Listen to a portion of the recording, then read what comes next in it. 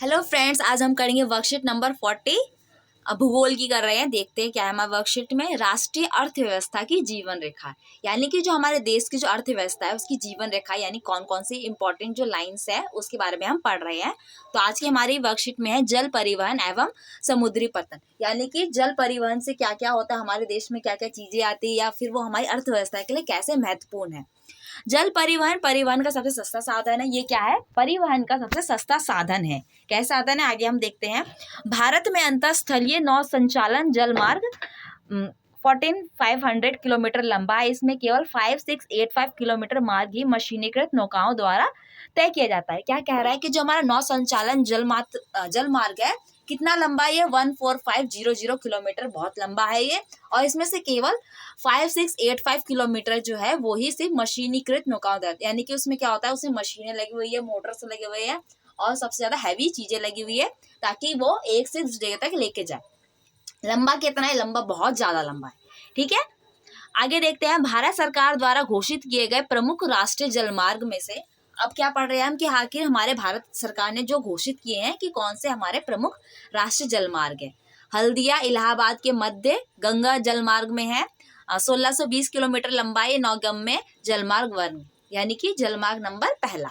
सदिया व धुबरी के मध्य ब्रह्मपुत्र जलमार्ग जो है 891 किलोमीटर लंबा है और ये जलमार्ग नंबर 2 है। केरल के पश्चिमी तट से नहर कोटापुरम से कोलम तक है, जो कि 205 किलोमीटर लंबा है और ये कौन सा हमारा जलमार्ग? तीसरा है। इसका विशेष महत्व, यानी इन तीनों का क्या है? बहुत ही विशेष महत्व है हमारे देश में। भारत में कुल समुद्री तट रेखा कितनी है? 7516.6 किलोमीटर लंबी है, जिसमें 12 मुख्य एवं 200 मध्य व छोटे पतन स्थित है। छोटे पतन का मतलब क्या है? वहां पर क्या है? बंदरगाह बहुत सारे, इसमें आने जाने के लिए सामान के लिए यहाँ पर नौकाएं लगी रहती है, बहुत सारी नाव लगी। कराची बंदरगाह की कमी को पूरा करने के लिए, मुंबई बंदरगाह के दबाव को कम करने के लिए स्वतंत्रता के बाद सबसे पहले कांडला बंदरगाह को विकसित किया गया। ये एक ज्वारीय बंदरगाह है।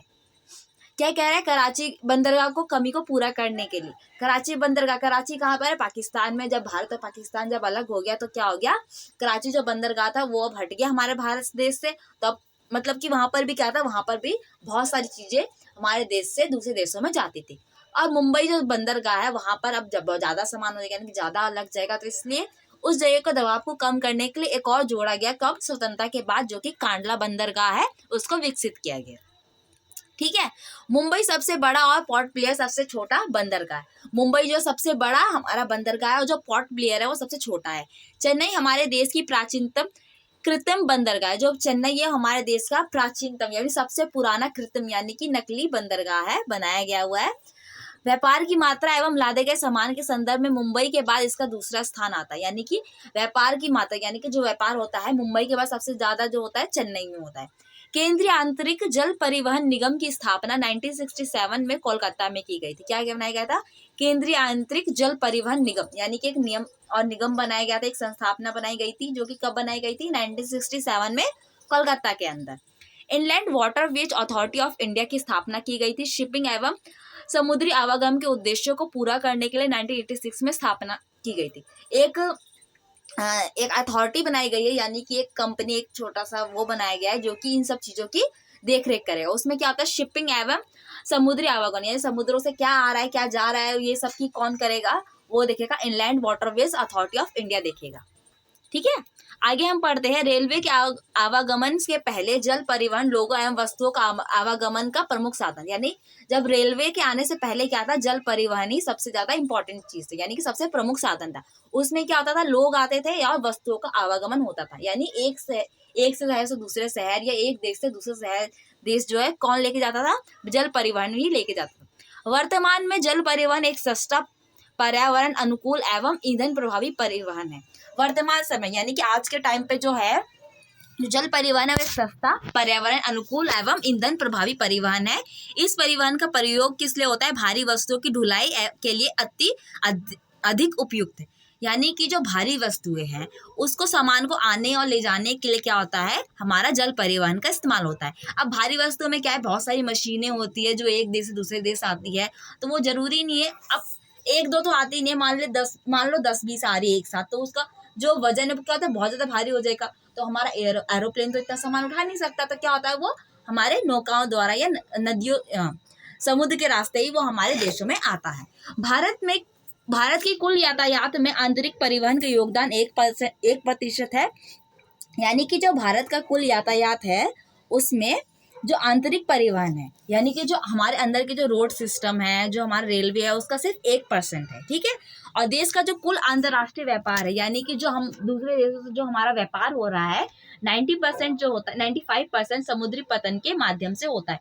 यानी कि हमारे देश से 95% जो भी सामान है जो हमारे दूसरे देशों को हम भेजते हैं, ठीक है, और जो हम लाते हैं वो सब किससे आता है? ज्यादातर सामान जो हमारा 95% बहुत ज्यादा है, जो कि सिर्फ किससे आता है? हमारे समुद्री रास्ते से आता है।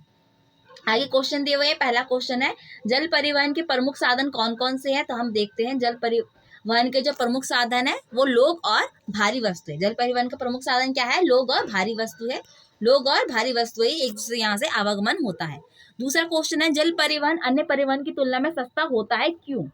क्यों सस्ता होता है? तो मैंने लिखा है जल परिवहन अन्य परिवहन की तुलना में सस्ता इसलिए होता है क्योंकि इसमें ईंधन की खपत ज्यादा नहीं होती और आसानी से भारी वस्तुओं को एक से दूसरे स्थान तक पहुंचाया जा सकता है, इसलिए क्या है? हमारे लिए सस्ता है। तीसरा क्वेश्चन है भारत के प्रमुख राष्ट्रीय जलमार्गों के नाम लिखिए। प्रमुख राष्ट्रीय जलमार्ग के नाम लिखना है तो भारत में राष्ट्रीय जलमार्गों के नाम क्या है? हल्दिया इलाहाबाद के मध्य गंगा जलमार्ग 1620 किलोमीटर, नौगम्य जलमार्ग संख्या 1। सदियावा धुबरी के मध्य ब्रह्मपुत्र नदी जलमार्ग नौगम्य जलमार्ग संख्या 2। केरल से कोटापुरम से कोलम तक 205 किलोमीटर, नौगम्य जलमार्ग संख्या 3। और हमारा लास्ट वाला क्वेश्चन क्या कहता है? अंतरराष्ट्रीय व्यापार बंदरगाह की भूमिका का वर्णन कीजिए। हमें भूमिका बतानी है क्या कि अंतरराष्ट्रीय बंदरगाह की भूमिका क्या है। तो अंतरराष्ट्रीय बंदरगाह का प्रयोग भारी वस्तुओं की ढुलाई के लिए किया जाता है और ये अन्य परिवहन की तुलना में सस्ता भी है। देश का कुल अंतरराष्ट्रीय व्यापार का 95% जो है समुद्री पतन के माध्यम से ही होता है। फ्रेंड्स, यहाँ पे हमारा वीडियो कंप्लीट होता है। आपको वीडियो कैसा लगा प्लीज बताएं। इसे लाइक कीजिए, कमेंट कीजिए, शेयर कीजिए और आगे जुड़ने के लिए हमारे चैनल को प्लीज सब्सक्राइब कीजिए। Thank you.